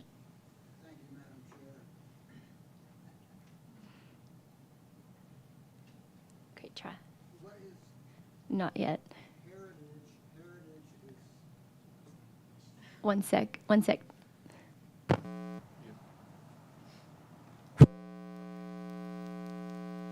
To blow on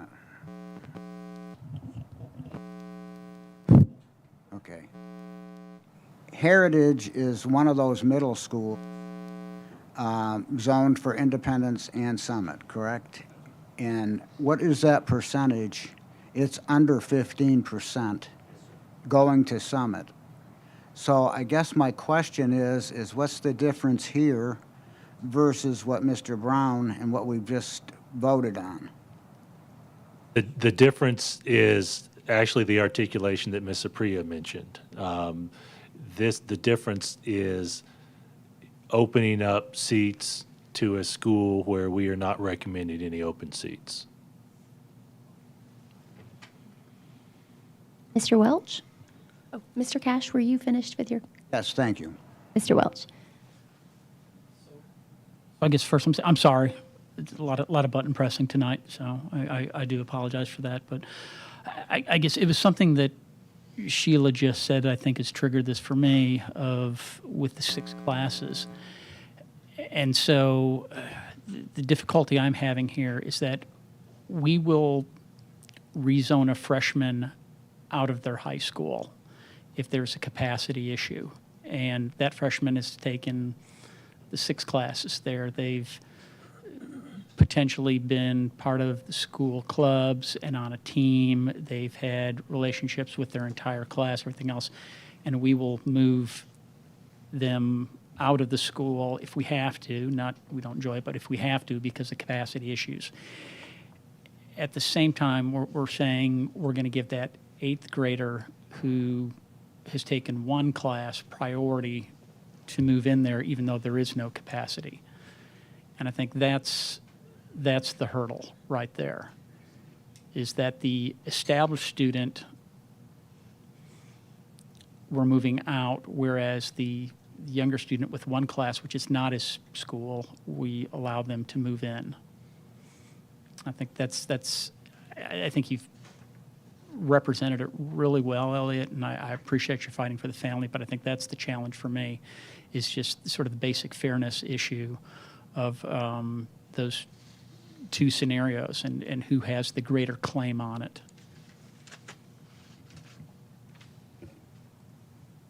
Thank you, board members, for the comments. We are now to a point where, Mr. Golden, if you could just summarize your recommendations. I do not recommend approval, but do want to continue to research this with discussions with our principals. So we do have a motion on the floor I'm going to read the amendment that's on the table for the current item that is out for vote. So the amendment states that 8th graders taking advanced classes at an out-of-zone high school shall be permitted to attend the same out-of-zone high school as a 9th grader. We have a motion on the floor from Mr. Mitchell and a second by Ms. Apriya. It's now time to cast our votes. Mr. Brown? I vote no.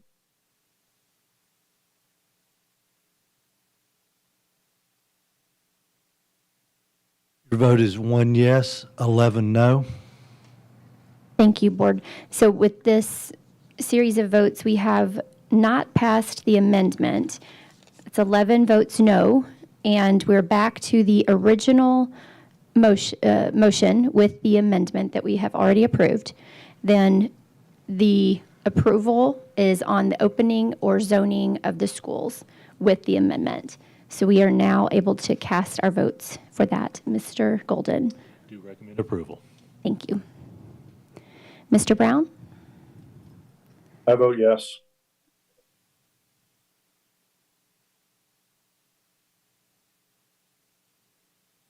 Your vote is 12 yes, 0 no. Thank you, board, for all of the discussion on this item. So Madam Chair, if I may add one fact that hasn't been mentioned, the deadline for application is April 15th of this year. April 15th is the deadline. Okay, so with that, we did pass the open and zoned schools item on the agenda with unanimous approval by the board. Next item on the agenda is the approval of the proposed calendar. Mr. Golden. Thank you, Madam Chair. In some pretty detailed discussions that we had that actually included part of the board retreat as well as the work session, we have made an alteration in the agenda related to the calendar from where you saw it at the work session. We have broken this up into 2 separate votes.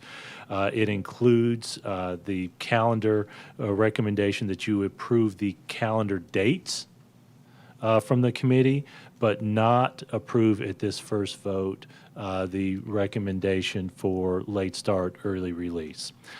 Then have a second vote related to late start, early release. And Madam Chair, I do want to make sure I'm very clear on this. I support the calendar committee's recommendation for early release and late start, and ultimately their recommendation for early release for all based on the proposed schedule. But based on the discussion that we've had at those work sessions, plus additional conversations we've had, it's very apparent to me that you all as a board need more discussion related to this, whether it's in the strategic plan or otherwise. And so ultimately, after so many possible choices related to this, I recommend that you approve the calendar as written, and then I'll give you some detail about my recommendation related to the late start, early release after this vote. Thank you, Mr. Golden. And just to recap, are there any changes to the calendar from Thursday night? Thank you for that. I do want to look over to Dr. Webb, who is the chair of the calendar committee, because they did meet after the work session to discuss that detailed discussion we had Thursday night. Dr. Webb? Thank you, Mr. Golden. Yes, the calendar committee did make a recommendation for a change. There was an error in reference to the election day on the calendar. Based on that error, the recommendation is to move the professional development day in November to November the 6th, and that is reflected in your new packet that you received today. Super. So board, we are opening the floor now to a motion to approve.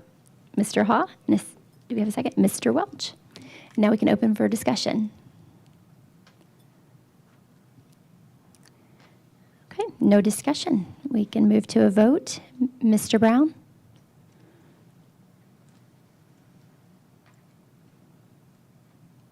Vote yes.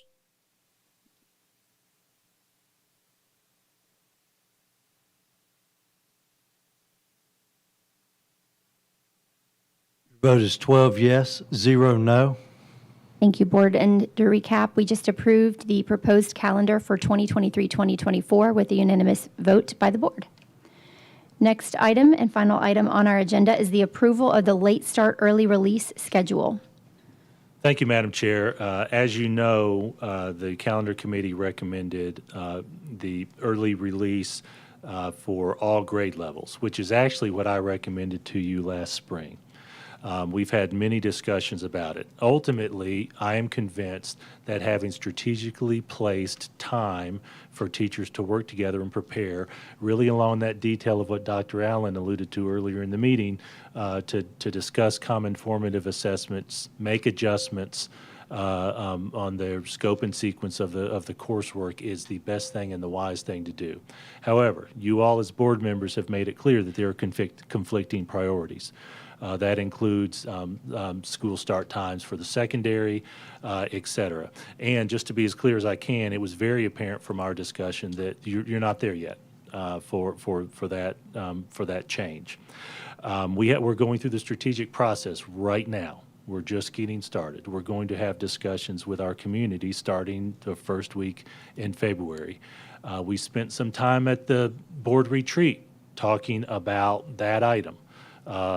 School start times, your description of families' needs related to that. And I'm just going to tell it like it is from my perspective. I think it's unwise for us to continue this discussion with a pending board vote on late start, early release while we're going through the strategic planning process. We need, in essence, to make a decision now on late start, early release so that one issue is not dominating the discussion at the strategic planning process. I do anticipate that long-term we will be coming to you with some strategic changes. I want our community, I want our stakeholders, I want our teachers to share that with you through the strategic planning process. I am convinced that longer periods will be better. It's good right now. If we're going to continue to grow, this is one item that you all need to take into deep consideration strategically As a district that's high performing, we know that high performance is tenuous, success is tenuous. And I want this to be a strategic thought process that all our community is engaged in, and ultimately all our community recognizes is the appropriate thing. We're not there yet, so based on that, I do recommend for this coming year that we stick to where we are this year with our late start, early release, and strategically plan for next year with our whole community involved. Hey, thank you, Mr. Golden. Do we have a motion to approve? Mr. Ha? Ms. Apriya? Thank you. Any discussion? Mr. Ha? Madam Chair, and thank you, Mr. Golden. Can I get clarity then on what we're approving? Are we just approving the current early release for elementary and the current late start as well? Thank you for that. I recommend that you approve the existing schedule with 27 late starts for secondary schools and 11 early release start times for elementary school for this coming year. Thank you. And I appreciate that consideration. And I'm willing to support the early release as it was initially proposed, but I won't fight that uphill battle tonight, given what you've said and what the recommendation is. But I do like that we are having this discussion. I think that we heard from multiple board members last Thursday that were that expressed 100% support for giving this time to teachers, and I think it's important to articulate the embedded nature of that it needs to be spread throughout the year. There have been suggestions, we'll give them a full day, instead of doing this disruptively through the 11 days. And we know that there's more benefit to doing this strategically throughout the year. I think that I appreciate that it's been kind of honed down to those 11 days. And over the course of a school year, I think that is minimally disruptive while still giving the teachers this benefit. So I'd like to see us commit to that. I hope that is part of the strategic plan, because over and over what we've heard from teachers and administrators is that they need more time. And that is the finite resource that's out there that we are going to have to make some changes to. So anything we come out with for our strategic plan is going to be different than the status quo if we're going to make impactful changes just inherently. And there are going to be some difficult trade-offs with that. But I do hope that we have set the table for some of those discussions to look at start times, students' mental health, and what kind of biological clocks those kids are on. So I will be supportive of those joint efforts going forward. Mr. Wimberly. Thank you, Madam Chair. Mr. Golden, what have we learned about the early releases for elementary that we didn't know going into the project or the pilot? Well, number one, instructionally, our experience this semester has confirmed what we projected, that it's good for teachers to spend that time because they can adjust. When they have a common formative assessment, they can adjust their scope and sequence. When I say scope and sequence, I'm talking about scope is what they teach, sequence is when they teach it. So if their particular group of students learn differently from the previous year's cohort, they can make adjustments in real time to what standards they're teaching and when they're teaching them. So instructionally, it's reinforced what experience and research dating back to 30 years when Adlai Stevenson High School started this process of professional learning communities. What we've learned from it is some of the logistics, transportation. The vast majority of our families have chosen that first time to leave school rather than wait. But there are some who need that because of work schedules. So we've learned that it was actually a little bit higher percentage of students leaving when school lets out than we had projected. We've learned that school bus schedules can be better when there are fewer students on the bus. Gary Anderson mentioned this. They've done some research on those days. The buses finish about 20 minutes earlier than their regular schedule at the first load and then the second load. So volume made a big difference for that. Those logistical items are some of the keys. We've also had our concern about secondary schools reinforced, that having a large number of students on campus during that time reduces the value of that teacher time because they have to take turns caring for those students. Mr. Welch?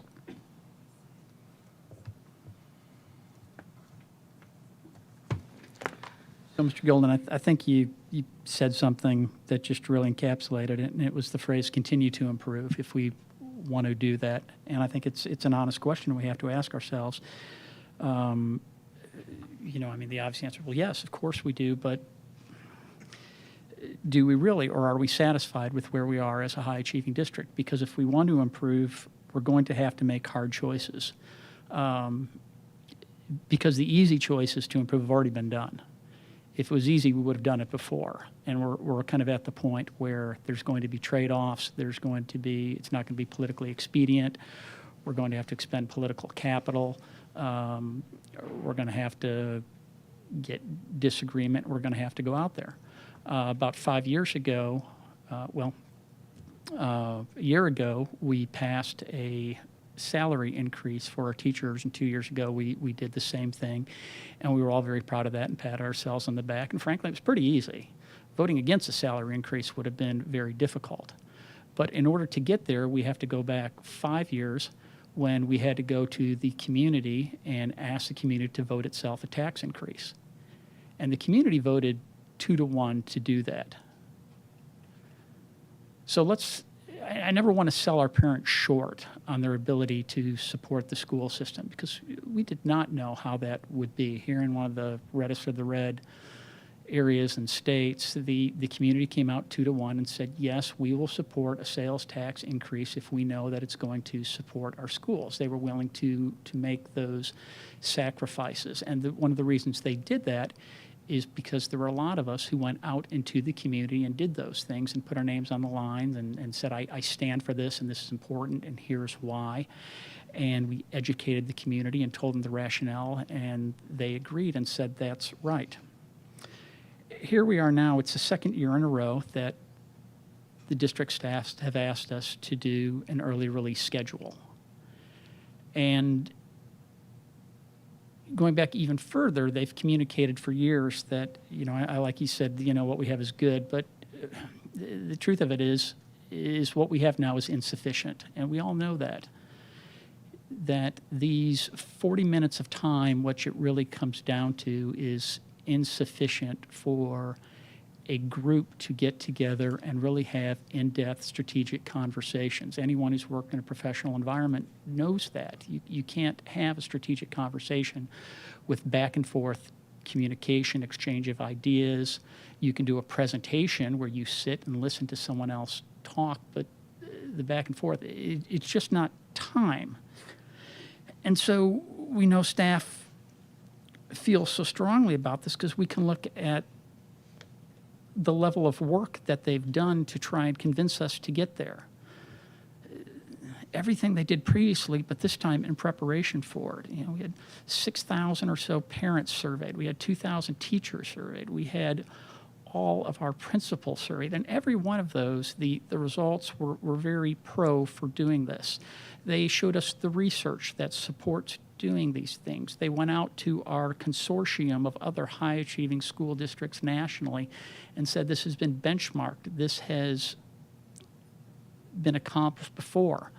There is really nothing that says that this is a net negative for the students, except that there are hard trade-offs.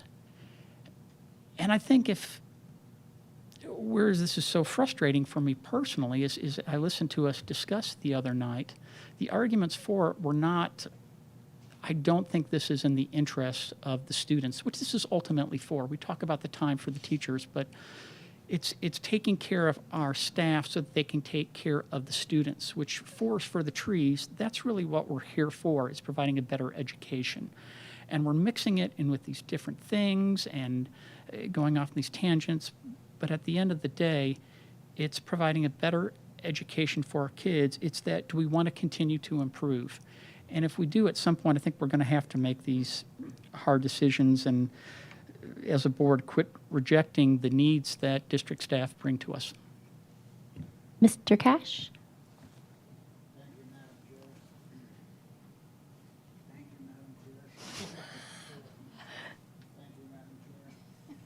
Just yell, Dan.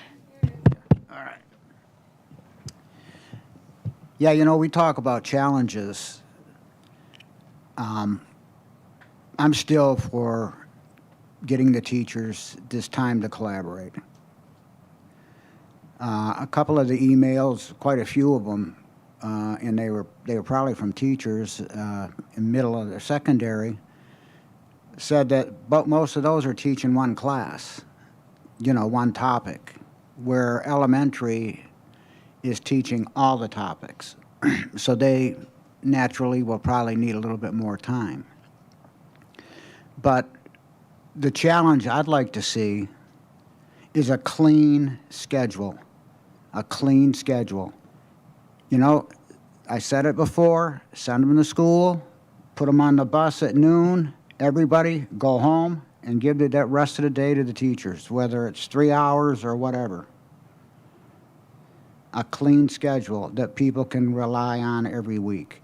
That's part of the problem, is it's this the middle of the day. People are at work.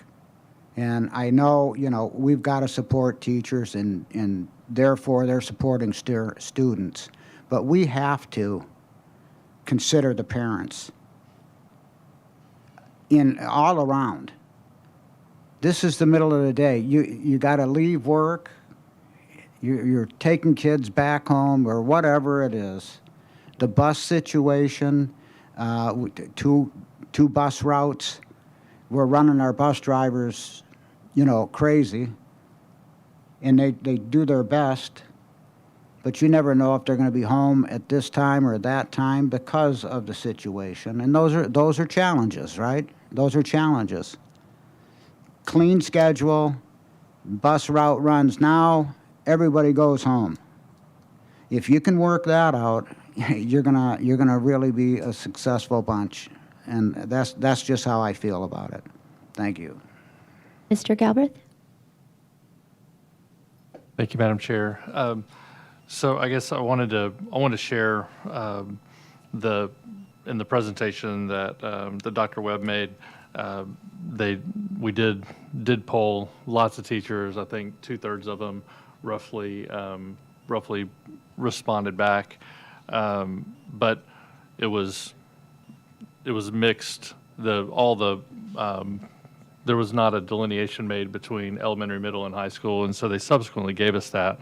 And I just think it's really important to know that the high school teachers were polled, and 56% of them said that they would prefer the late start status quo, so 27 late starts.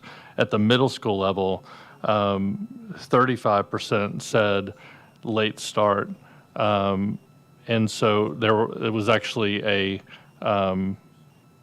plurality said early release for 11 weeks, and then there was 15%, a majority actually at the middle school level said early, so it was a little closer there. That was actually the closest one, and then so that would, I guess it was 38% to 35% that wanted the late start status quo. And then at the elementary school, again, it was kind of an overwhelming, not quite a majority, but 46% said that they wanted early release 11 times, just like they have today. So I don't think it's accurate that we're going against what the teachers want. I think what it reflects when you've got this kind of got this division at the board level, kind of the administration wants something, and I believe it's the right thing to do ultimately. I think when you have this friction, it could be two things. It could be that the people are never going to be ready for it, or it could be that they're not ready yet, and maybe it's because it might not just be the passage of time. It might just be there might be other factors involved that when we dig into it through the strategic planning process, I think this is going to come out, because what I saw overwhelmingly with the comments that I received, and the detail with which they said this is more than just, I don't want to get rid of my late start Mondays. When everybody said that one day we go to school so early, that one day, I was like, I think this is just a symptom of a bigger issue, and I think once we solve it, we have the potential to be I'm not seeking 100%, but I think we can rally everybody around it, the board included. Jason, I told you that I'll be 100%. Just like we did with the sales tax that Mr. Welch mentioned. I think once it becomes apparent that we have a solution that we can move forward with, I'll be 100% there with you, because I do think the fewer days is really important. I think it's just trying to find something that works within the start times. That's really the issue that's preventing me from supporting the original recommendation. But I hope that we can get good support for the status quo for now, and then we kind of address it going forward. Thank you. Thank you. Mr. Brown? Thank you, Madam Chair. Just a couple of comments. I want to go back to something that Mr. Welch had said about, as he laid out the scenario of the proposal that came forward from the administration. And I guess I get concerned a little bit that we would describe this as a situation or any situation in which the board might have a difference of opinion from the administration on something that might represent us not supporting good education or good teachers or good outcomes. I think that's what this represents. I think is actually really healthy, which is that our job is to take into consideration what's in the best interest of the students. I think we'd all agree with that.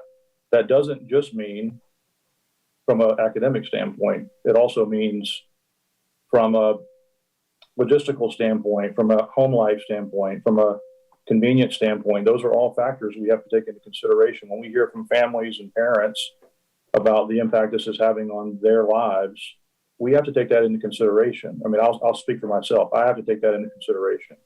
Overwhelming number of emails from parents suggesting that they wanted to continue with late start. We can't ignore that. So I think this is actually a good compromise. And Jason, I appreciate where you've landed on this. I think it's a recognition that the community needs more time to think through this. I think it does make a lot of sense for us, as we've talked about multiple times, to put this into a larger conversation at strategic planning, to think, where do we want to go with this in 2 years, 5 years? Where do we want to be? But everything involves compromise. Every job any of us are involved in, every activity always involves compromise. That's what this is, in my opinion, is compromise.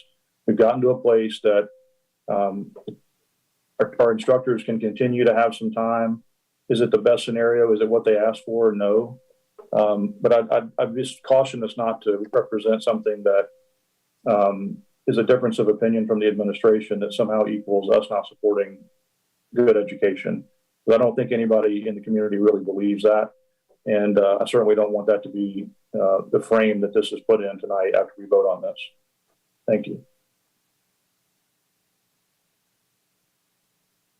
Thank you, Madam Chair. If I may respond to all your comments. Number one, we brought this last spring as an administrative recommendation, and then we all agreed that the appropriate thing for this coming year was to take it to the calendar committee. And so the calendar committee made that recommendation, and long-term, I think it's a wise recommendation. Mr. Welch touched on something that was very prominent in my thoughts and in the discussions I had with our leadership team, because the board policy calls on me to make a recommendation.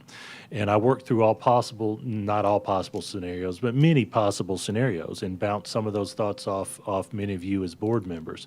What about just voting on the elementary and having some discussions the next few months about secondary, et cetera?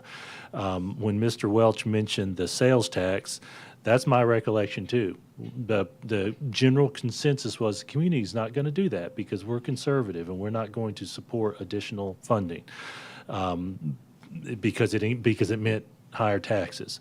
What we did learn in that process was our community does value education, and when they recognize the need, they're going to find ways to support education.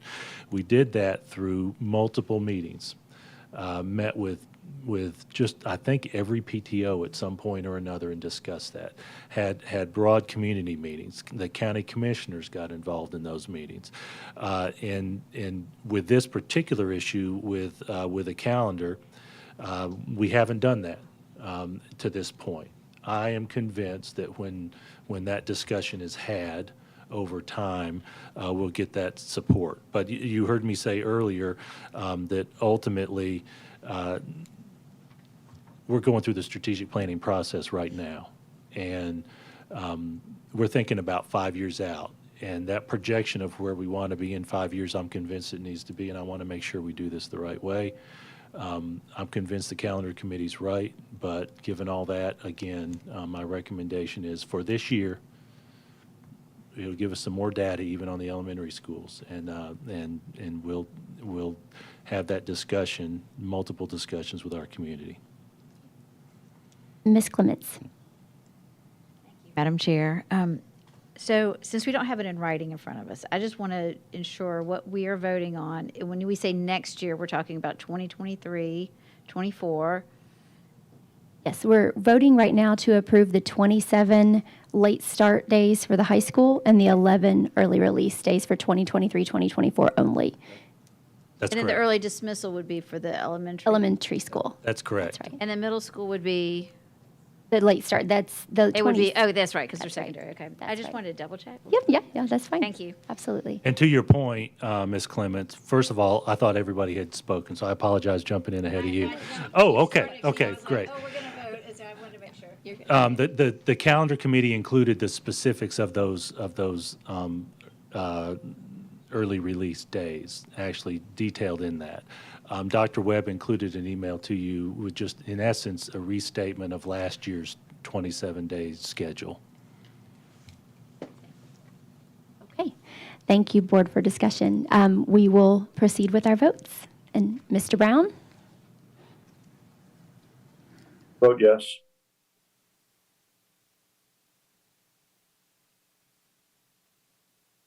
Vote is 11 yes, 1 no. Thank you, Board. This item passes with 11 votes yes, 1 no. That is the approval of the late start early release schedule. And that was the last item on our agenda. And with that, our meeting is adjourned. Thank you.